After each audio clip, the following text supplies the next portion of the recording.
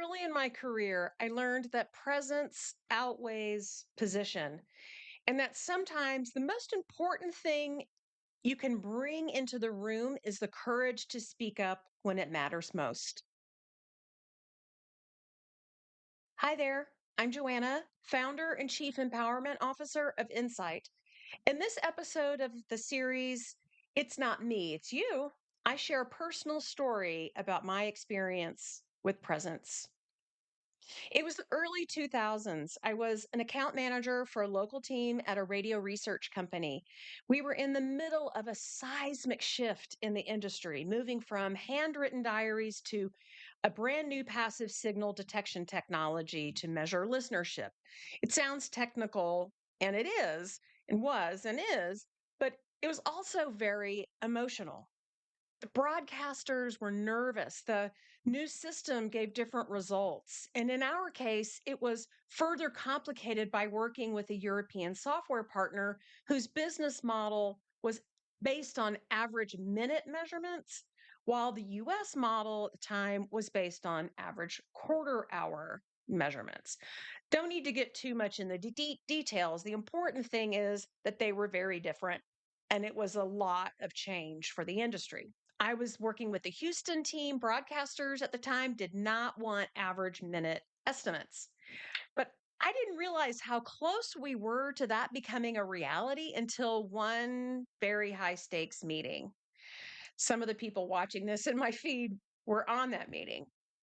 And it was rare because there wasn't video at the time, and we didn't have broadband internet the way we do now. I mean, it sounds like the dark ages, maybe it was, but it was a rare meeting. It was senior leaders, the software development team, the local account management team, and my training partner all in the same room. As the meeting went on, I learned something that stopped me cold. The lead software developer didn't see the issue, and in fact, about the measurement difference. And in fact, he was moving forward with a design that would produce ratings the industry hadn't asked for, didn't want, and that the company, other than him, didn't realize they were about to release. And I knew in that moment that if I waited until after the meeting and sent an email, picked up my probably a flip phone at the time, that it would be too late. So I asked the developer directly on the voice in front of everyone, will the software produce minute level ratings? And he said yes. And the room went silent. And in that silence, every leader there knew that this couldn't move forward as planned. The release would have to be delayed and some configurations changed. Speaking up meant, I think, discrediting the developer's approach. Nope, discrediting the developer's approach. I'll own that. And forcing the senior leaders to announce a delay. But it also meant doing the right thing for the industry and for the clients we were there to serve. That day taught me that executive presence is about more than looking part. It's about gravitas, clarity, and courage. And gravitas is about holding the weight of the moment without flinching. Clarity is naming the issue so plainly that no one could misunderstand it. And courage is speaking up in the one moment when it would make the most difference. It doesn't matter that I wasn't in the room. What mattered was that I showed up with the voice and the confidence to advocate for the right outcome. I have never second guessed that decision in the 20 some odd years it's been since speaking up, because that meeting cemented something for me.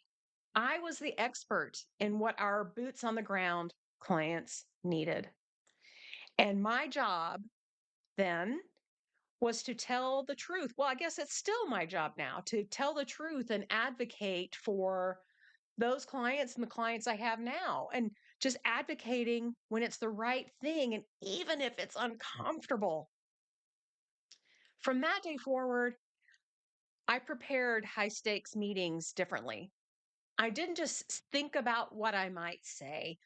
I thought about how I would show up and whether my presence in the room would help me be heard when it mattered most.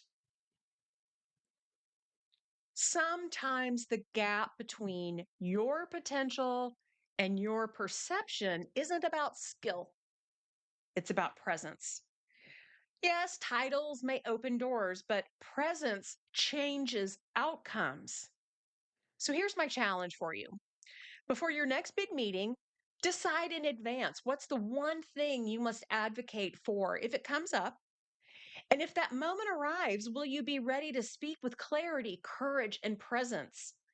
Because in leadership, your title might get you in the room, but your presence is what will keep you there. And until we see each other again, I hope you have a powerful day.